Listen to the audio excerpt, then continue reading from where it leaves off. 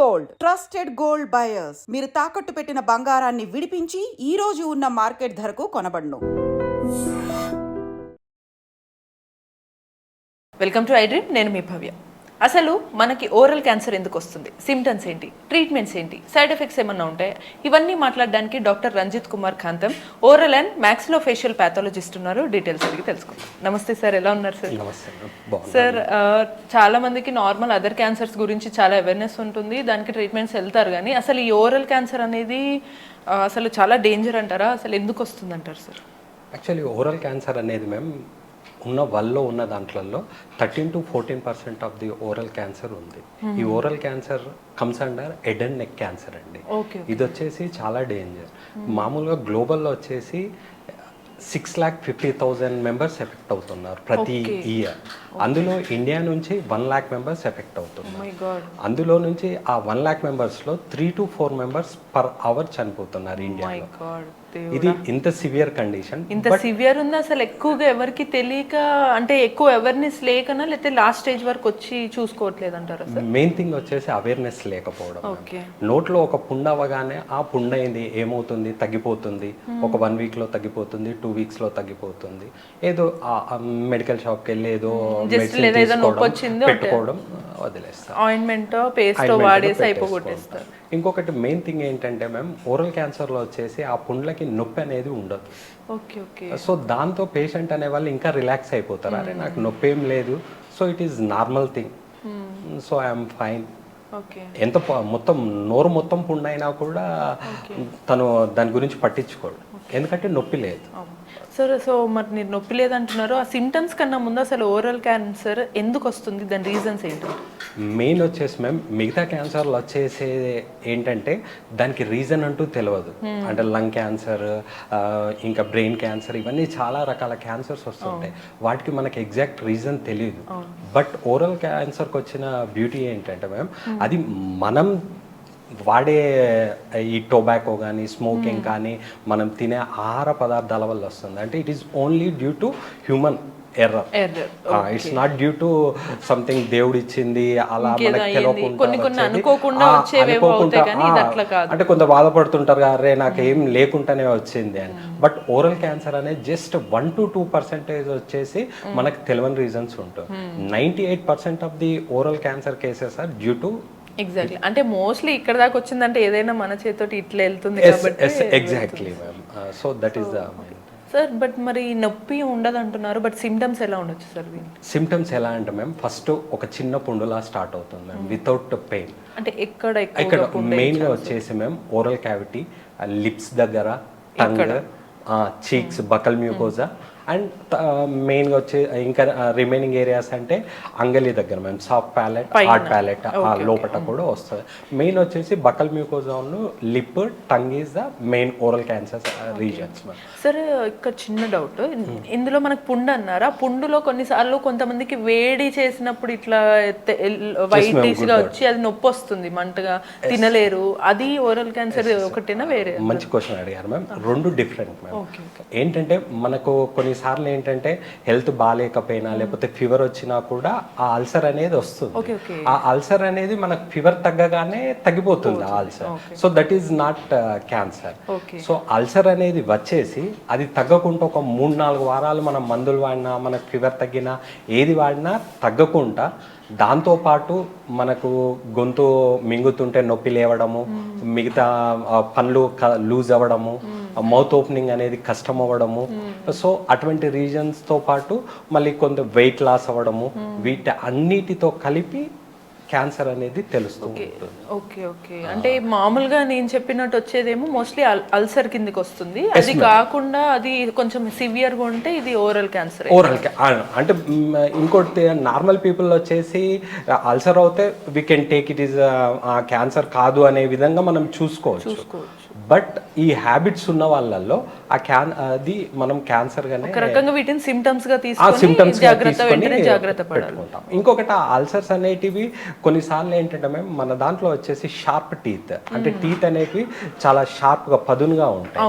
ఆ పదునుతనం అనేది తాకేసి అల్సర్ అయింది అనుకోండి, అది మనం ఇమీడియట్ డెంటిస్ట్ కు చూపించుకున్నాం అనుకోండి, అది ఆ టీత్ ని కరెక్ట్ చేసేస్తే అది అక్కడితో తగ్గిపోతుంది, అల్సర్ తో తగ్గిపోతుంది.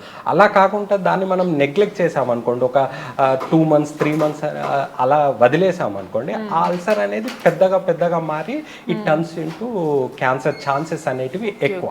సో అంటే ఒక అల్సర్ ని నార్మల్ గా రావడం కామన్, బట్ దాన్ని నెగ్లెక్ట్ చేస్తే నెగ్లెక్ట్ చేయడం క్యాన్సర్ ఛాన్సెస్ అనేటివి ఎక్కువ ఉంటుంది. నెగ్లిజెన్స్ మెయిన్ రోల్ ప్లే చేస్తుంది. వీటిలో మనకి డిఫరెన్స్ అయితే తెలిసింది, బట్ ట్రీట్మెంట్స్ అనేవి రెండిటికి సేమ్ ఉంటుందా సార్? లైక్ ఫస్ట్ థింగ్ వచ్చేసి మనం ట్రీట్మెంట్ పార్ట్కి వెళ్ళే ముందు ఫస్ట్ డయాగ్నోస్ చేసుకోవాలి. ఓకే, అసలు క్యాన్సర్, ఇది క్యాన్సరా నార్మల్ అల్సర్? అవునవును, ఎగ్జాక్ట్లీ. ఫస్ట్ అసలు క్యాన్సరా కదా తెలియాలంటే చూడాలి అది ఎక్కడొచ్చింది, ఎంత వరకు వచ్చింది, నొప్పి ఉందా లేదా, లేకపోతే ఏమన్నా ఈ రీసెంట్ దాంట్లో తనకేమన్నా మెడికల్ ప్రాబ్లమ్స్ వచ్చాయా, వెయిట్ లాస్ అయ్యారా, ఇవన్నీ చూసుకోవాలి.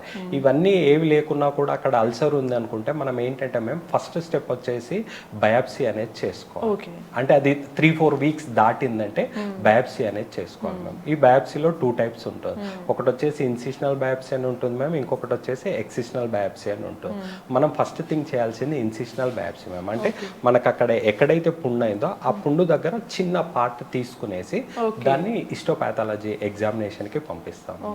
సో అందులో అది మనకి క్యాన్సరా నార్మల్ అనేది తెలుస్తుంది. Incisional biopsy. Incisional biopsy. So అది only for diagnosis. Okay. So ఇప్పుడు ఒకవేళ వన్స్ డయాగ్నోసిస్ చేసిన తర్వాత క్యాన్సర్ అని తేలింది అనుకోండి సార్, ట్రీట్మెంట్ ఎలా ఇస్తారు దీనికి? మెయిన్ ఓరల్ క్యాన్సర్లకు వచ్చేసి మేము సర్జికల్ ఎక్సిషన్ మేము. ఏంటి అంటే సర్జికల్ ఎక్సిషన్ అంటే అది ఏ భాగాలు స్ప్రెడ్ అయింది అనే దాన్ని బట్టి ఆ సర్జికల్ పార్ట్ అనేది జరుగుతుంది. ఇప్పుడు ఒకవేళ నోట్లో దవడకి ఆల్మోస్ట్ సగం దవడ ఇన్వాల్వ్ అయింది అనుకోండి, ఆ సగం దవడ వరకు కట్ చేయడం జరుగుతూ ఉంటుంది. కట్ చేసిన తర్వాత మళ్ళీ ప్లాస్టిక్ సర్జరీ చేసుకొని రీకన్స్ట్రక్టివ్ ప్యాటర్న్స్ అనేది ఇప్పుడు రీసెంట్ వచ్చాయి. సో దాంతో మనకి అంటే కొందరు ఏంటంటే అరే నా దవడ పోతుంది, నా టంగ్ పోతుంది, ఈ భయపడి కూడా ట్రీట్మెంట్స్ కి భయపడుతున్నారు. ఈవెన్ ఇప్పుడు థియేటర్లలో ముఖేష్ యాడ్ ఇస్తున్నారు కదా, నా మొత్తం దవడ పోయింది ఇదే. సో అవి మళ్ళీ మనం రిప్లేస్ చేసుకోవచ్చు మ్యామ్. అంటే ఈస్థెటిక్ ప్రొసీజర్స్ ద్వారా reconstructive plastic surgery oral cancer అనేది స్ప్రెడ్ అయ్యే ఛాన్స్ ఉంటుంది, చాలా స్ప్రెడ్ అవుతుంది. కొన్నిసార్లు ఏంటంటే థ్రోట్ కి స్ప్రెడ్ అవుతుంది. ఇందులో వచ్చేసి మేము 4 stages ఉంటాయి. స్టేజ్ 0, 1, 2, 3, 4. స్టేజ్ 0లో వచ్చేసి జస్ట్ ఇనిషియల్ స్టేజెస్, ఇంకా వాపు అదేం రాదు. స్టేజ్ 1లో వచ్చేసి జస్ట్ స్మాల్ స్వెల్లింగ్ ఉంటుంది. అది ఓన్లీ టీత్ కానీ లేకపోతే బుగ్గకు కానీ పెదవు లేకపోతే టంగ్ ఏదైనా ఒకే పార్ట్కు ఉంటుంది స్టేజ్ 1లో వచ్చేసి. స్టేజ్ 2కి వచ్చేటప్పటికి దాని సైజ్ అనేది పెరుగుతుంది మేము. ఇప్పటిదాకా 2 centimeters ఉన్నది వచ్చేసి ఇది 2 to 4 centimeters అవుతుంది. ఇందులో వచ్చేసి ఒక పార్ట్ కాదు 2 parts ఇన్వాల్వ్ అవుతాయి. అంటే టంగ్తో పాటు లిప్ లేకపోతే buckle mucosa something other part involve అవుతుంది. తర్వాత వచ్చేసి స్టేజ్ 3. స్టేజ్ 3లో వచ్చేసి సైజ్ పెరుగుతుంది. ఇప్పటిదాకా 4 centimeters ఉంది, ఇది మోర్ దెన్ 4 centimeters ఉంటుంది. అలానే more than 2 body parts involve అవుతాయి. అంటే ఇన్ ఓరల్ క్యావిటీ అంటే tongue, palate, lips, buccal mucosa అలా ఇన్వాల్వ్ అవుతుంది.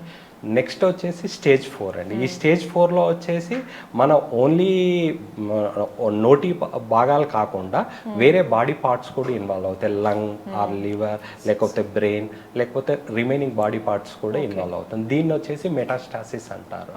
ఇది వచ్చేసి చాలా సివియర్ స్టేజ్. సార్ ఇప్పుడు మీరన్న ఆ సివియర్ స్టేజ్ కి ఈ పార్ట్ మొత్తం తీయాల్సి ఉంటుందా, లేకపోతే స్టేజ్ వైజ్ బట్టి ట్రీట్మెంట్ మనకు వచ్చేసి ఓరల్లో వచ్చేసి ఏ స్టేజ్ అయినా కూడా ఎక్కడి వరకు అయిందో అక్కడి వరకు బాడీ ఆ పార్ట్ ని కట్ చేయాల్సిందే మ్యామ్. ఇన్ జనరల్ గా వచ్చేసి మనకు మిగతా క్యాన్సర్లకు వచ్చేసి రేడియోథెరపీ, కీమోథెరపీ అనేది చేస్తాం. బట్ ఓరల్లో అలా కాదండి. మనకి ఎంత ఫస్ట్ స్టేజ్ లో ఒకటే దగ్గర అది ఉన్నా కూడా అది అంటే క్యాన్సర్ వచ్చిందంటేనే ఇట్స్ ఎ స్ప్రెడ్ మ్యామ్. అంటే ఒక్క దగ్గర ఉండదు. అంటే ఆల్మోస్ట్ బాడీలో సంథింగ్ పార్ట్ ఒక 20-30% ఆ బాడీ పార్ట్ ని ఇన్ఫిల్ట్రేట్ చేసేస్తుంది. సో ఆ బాడీ పార్ట్ చుట్టుపక్కల కూడా ఉంటుంది, కట్ చేయాల్సి ఉంటుంది. ఫస్ట్ థింగ్ వచ్చేసి సర్జరీ మ్యామ్. నెక్స్ట్ వచ్చేసి సర్జరీ ప్లస్ రేడియోథెరపీ అంటారు. థర్డ్ స్టేజ్ వచ్చేసి surgery plus radiotherapy plus chemotherapy. But chemotherapy అనేది ఈ ఓరల్ క్యాన్సర్లో చాలా తక్కువగా ఉంటుంది. మెయిన్ వచ్చేసి సర్జరీ. ఓకే ఓకే సార్, కొన్నిసార్లు క్యాన్సర్స్లో థెరపీస్ తీసుకున్నా కూడా లాస్ట్ స్టేజ్ వరకు వెళ్ళిపోయి కొన్నిసార్లు ఎక్స్పైర్ అయ్యే ఛాన్స్ ఉంటుంది అంటారు కదా, వీటిల్లో కూడా ఈ ఓరల్ క్యాన్సర్స్లో కూడా ఎక్స్పైర్ అయ్యే రేంజ్కి వెళ్ళే ఛాన్సులు ఉంటాయా? నేను ఫస్టే చెప్పాను కదా మేము 3 to 4 members in India per hour dying due to oral cancer. So అదేంటంటే మేము it is completely negligence. So ఆ స్టేజ్ అని నేను చెప్పాను కదా, 1 స్టేజ్ ఉందనుకోండి ఏం కాదు, అప్పుడే మనం చూపించుకుంటే జస్ట్ సింపుల్గా అయిపోతుంది. 4th స్టేజ్ వచ్చేటప్పటికి అది బాడీ పార్ట్స్ని కూడా స్ప్రెడ్ అయిపోతుంటుంది. ఆ బాడీ పార్ట్స్కి స్ప్రెడ్ అయినప్పుడు ఏ బాడీ పార్ట్లో ఉందనేది కూడా మనకి తెలియదు. సో దాంట్లో మనకు వచ్చేసి ఇంకో బాడీ పార్ట్లో ఇంకెక్కడో ఉండే ఉంటుంది. సో అది ఎప్పటికప్పుడు అవుతుంటుంది. సో దాని ప్రోగ్నోసిస్ అనేది చాలా పూర్వం. సార్, ఫస్ట్ స్టేజ్లో ఒకవేళ మనము దాన్ని డయాగ్నోస్ చేసి ట్రీట్మెంట్ ఇచ్చినా కూడా మళ్ళీ అది ఏమన్నా రికరెన్స్ వచ్చే ఛాన్స్ ఉంటుంది? స్టేజ్ 1 అనేది రికరెన్స్ అనేది చాలా తక్కువ. So it is controllable. Okay, stage 2, 3 అయినా కూడా కొంచెం కంట్రోలబుల్. కాకపోతే ఒక్కటి ఏంటంటే మేము అక్కడితో ఆపేయద్దు. ఇప్పుడు నువ్వు స్టేజ్ 1 అనేది నీకు డాక్టర్ దగ్గరికి వెళ్ళావు, నువ్వు కలిసావు, తను చెప్పాడు, ట్రీట్మెంట్ ఇచ్చాడు. ఒకసారి అయిపోగానే నువ్వు ఆ డాక్టర్ దగ్గరికి వదిలేయడం అంటే వెళ్ళడం మానేశారనుకోండి, అది వస్తుందా లేదా అనేది తెలియదు. సో రెగ్యులర్ డెంటల్ చెకప్, ఆంకాలజిస్టా, క్యాన్సర్ స్పెషలిస్టా, డెంటిస్టా ఎవరైతున్నారో వాళ్ళ దగ్గరికి 6 monthsకి ఒకసారి జస్ట్ ఫాలో అప్. సో ఏమవుతుంది అనేది చెక్ చేసుకోవాలి. ఓకే, ట్రీట్మెంట్ ఇదంతా అయిన తర్వాత దీనికి మళ్ళీ మెడికేషన్స్ కంటిన్యూ చేయాల్సి ఉంటుందా సార్? జస్ట్ ఒక 6 months 1 year follow up treatment ఉంటుంది మ్యామ్. తర్వాత ఇట్స్ నార్మల్. మనం రీకన్స్ట్రక్టివ్ ప్యాటర్న్ చేసుకుంటే దే విల్ ఆల్సో నార్మల్గా సర్వైవ్ అయిపోతారు, పెద్ద ప్రాబ్లం ఏముండదు. సో బెస్ట్ వచ్చేసి స్టేజ్ మ్యామ్. స్టేజ్ 1 స్టేజ్ 2లో మనం ఫైండ్ అవుట్ చేసామంటే they will lead normal life. Sir, ఇది మీరు ఇందాక అన్నట్టు ఫస్ట్ హ్యూమన్ ఎర్రర్ అన్నారు కదా, అందులో వాళ్ళు తినే రెగ్యులర్ ఫుడ్ కొంతమంది నార్మల్ స్పైస్ తింటారు, కొంతమంది నార్మల్ తింటారు. సో ఈ ఫుడ్ కైండ్ ఆఫ్ ఫుడ్ వల్ల వస్తుందా, లేకపోతే అదర్ ఏదన్నా వేరే ఇంటేక్స్ వల్ల వస్తుందా? స్పైసీ ఫుడ్ వల్ల కూడా వస్తుంది. Okay okay, regular spicy food spicy food ఒకటి, మనం ఇర్రెగ్యులర్ ఫుడ్ హ్యాబిట్స్ కూడా వస్తుంది. నేను చెప్పాను కదా 98% వరకు వచ్చేసి మన ఎర్రర్స్, 2% వచ్చేసి వైటమిన్ డెఫిషియన్సీస్, కాల్షియం డెఫిషియన్సీ. ఈ ఆల్కహాల్ సిగరెట్ తీసుకునే వాళ్ళకి ఇంకొంచెం తొందరగా ఎఫెక్ట్ అయ్యే ఛాన్స్, మెయిన్ ఎఫెక్ట్ అయ్యేదే వాళ్ళు. Plus combined is more effective. అంటే ఇప్పుడు ఓన్లీ స్మోకింగ్ ఒక 80% అనుకోండి, స్మోకింగ్ ప్లస్ ఈ గుట్కా కైని ఇవి తిన్నారనుకోండి, ఇంకా 10% అనేది పెరుగుతుంది. సార్, బట్ కొంతమందికి ఓరల్ థ్రోట్ దగ్గర వచ్చినప్పుడు ట్రాన్సిల్స్ ఉంటాయి కదా, సో వాళ్ళు కొన్ని కైండ్ ఆఫ్ ఫుడ్ తినద్దు, కూల్ తినద్దు అని ఇన్స్ట్రక్షన్స్ ఉంటాయి. వాళ్ళకి బర్నింగ్ ఫుడ్ అని అంటే స్పైసీ ఫుడ్ కానీ ప్లస్ వేడి ఫుడ్ అది తినలేరు. అక్కడ మొత్తం మంట అనేది, నొప్పి కానీ మింగేటప్పుడు కూడా వాళ్ళకి రెగ్యులర్ ఫ్రీక్వెంట్ నొప్పి, థ్రోట్ పెయిన్ వస్తుంది. సో వాళ్ళకి కూడా క్యాన్సర్ వచ్చే ఛాన్స్ ఉంటుందా, లేకపోతే ఏమి అది నార్మల్ అంటారు? It's normal only. అది అంటే సో మనం ఏంటంటే ఆ స్పైస్ ఫుడ్ అనేది ఇంటేక్ అనేది తగ్గించి, సో మనకు ఆ సిమ్టమ్ వచ్చింది అంటే బర్నింగ్ సెన్సేషన్, ఆ మంట అనేది వస్తుంది అంటే, సో మనం ఆ ఫుడ్ ఇంటేక్ అనేది తగ్గించేస్తూ అదే మ్యామ్. సో ఆ థింగ్స్ ని అంటే నార్మల్ ఇప్పుడు నార్మల్ పీపుల్ కూడా తింటుంటే కొంచెం మంట అనేది వస్తుంది, లేదా గొంతు నొప్పి వస్తుంది. సో కొన్నిసార్లు ఏంటంటే సీజనల్ డిసీజ్, దగ్గు లేకపోతే ఏదన్నా కోల్డ్ క్లైమేట్ అటు ఉన్నప్పుడు ఏంటంటే థ్రోట్ ఇన్ఫెక్ట్ అయినప్పుడు కొంచెం గరగర అవన్నీ ఉంటాయి, అవన్నీ నార్మల్. బట్ అవన్నీ మనకు 1 to 2 weeks లో తగ్గిపోయాయంటే it's fine. More than 3-4 weeks తర్వాత మెడిసిన్స్ తో కూడా తగ్గలేదంటే మనం అప్పుడు డయాగ్నోస్ చేసుకోవాలి. రైట్. సో విన్న తర్వాత ఎవరికైనా సరే ఇప్పటి వరకు వేరే ఇష్యూస్ చూసుకుంటారు, కానీ ఓరల్ అనేది ఎంత ఇంపార్టెంట్ ఇప్పుడే తెలుస్తుంది. సో మన ఓరల్ కండిషన్ అనేది ఎంత హైజీన్గా ఉంటే మనం అంత హెల్తీగా ఉంటాం. ఫస్ట్ స్టేజ్ మనం డయాగ్నోస్ చేసుకోవడం అనేది చాలా ఇంపార్టెంట్, రైట్ సార్? సో అదే స్టేజ్లో ఏ సిచ్యువేషన్స్లో ఉంటున్నారు, ఫ్రీక్వెంట్గా వస్తుందా, ఇవన్నీ సార్ చెప్పిన డీటెయిల్స్ని బట్టి మీరు అబ్జర్వ్ చేసుకొని మీ హెల్త్ని జాగ్రత్తగా ఉంచుకోండి. ఇటువంటి మరిన్ని ఇన్ఫర్మేటివ్ వీడియోస్ కోసం కీప్ వాచింగ్ ఎట్రీ.